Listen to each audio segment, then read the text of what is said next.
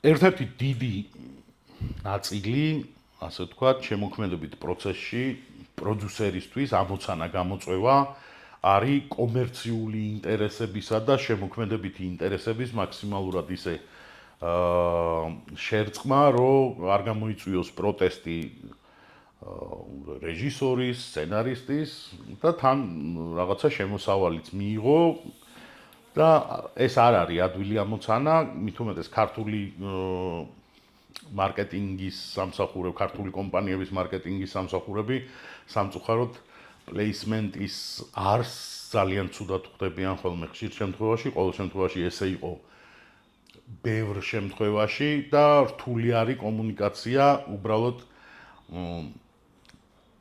მიახვედრო, აჩვენო თუ რამდენად ეფექტურია ბუნებრივად, აბსოლუტურად ბუნებრივად ინტეგრირებული პროდუქტი, რომელიც არ ყვირის თავის თავზე, არ არის, ასე ვთქვათ, ნაძალადევად ჩატენილი და ხელოვნურად გამოჩენილი რაღაც მომენტში და არის ბუნებრივად მაქსიმალურად, ამიტომ ძალიან ბევრს, მაგალითად, მსურველებს პლეისმენტის 80%-ს მე მიწევდა ხოლმე რომ მე თქვა უარი, მაგალითად, იმიტომ რომ მაგალითად პროდუქტი, რომლის ბრენდინგი არ იძლეოდა იმის საშუალებას, რომ ზედმეტი აქცენტირების, დამატებითი კადრში აქცენტირების გარეშე ის წაკითხულიყო და აღქმულიყო და მისი იდენტიფიცირება მომხდარიყო. თუ ამას ვერ ვახერხებ, მაშინ მე ხელოვნურად ვერ შევძლებ, რომ ძალით ვაჩვენო სიტყვაზე რაღაც წვრილი წარწერა, რომელიც აქვს ან რაღაცა უცნობი ბრენდი.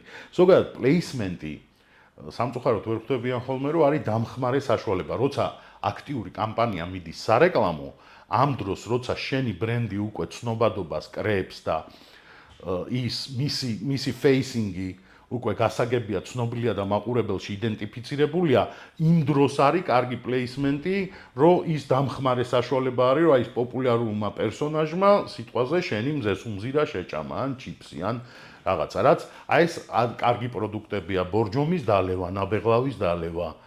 დიდხანს იყო ნაბეღლავი ჩვენთან ინტეგრირებას აკეთებდა. მაგალითად, აი რაღაცა საბანკო სერვისების ძალიან ხშირად მქონდა ხოლმე შემოთავაზება, რომ რაღაცა საბანკო სერვისების პლეისმენტი გამეკეთებიან. ძალიან ძნელია რა, ბრენდს ადვილად გამოვაჩენ.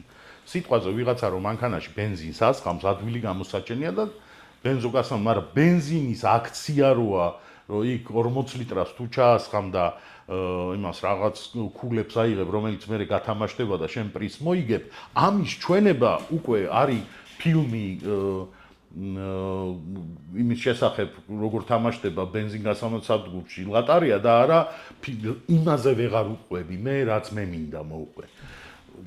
ეს არის ძალიან რთული ასახსნელი ხშირად და კიდევ ერთხელ თუ ამას უყურებენ მარკეტინგის სამსახურები, როდესაც პლეისმენტს გააკეთებთ, ყოველთვის ეცადეთ, თქვენ მოითხოვეთ, რომ მაქსიმალურად ბუნებრივი იყოს.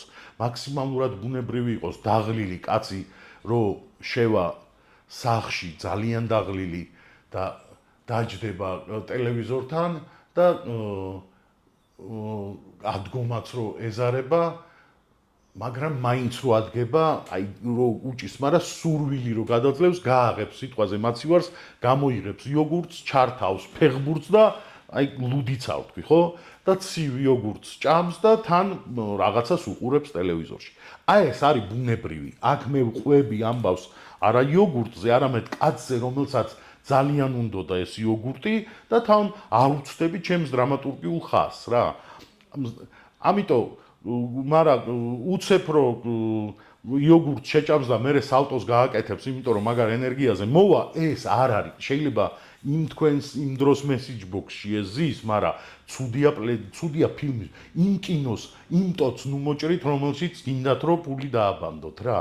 ამით გააფუჭებთ თქვენ პროდუქტსაც და აფუჭებთ იმ პროდუქტს, რომელშიც ამას ათავსებთ.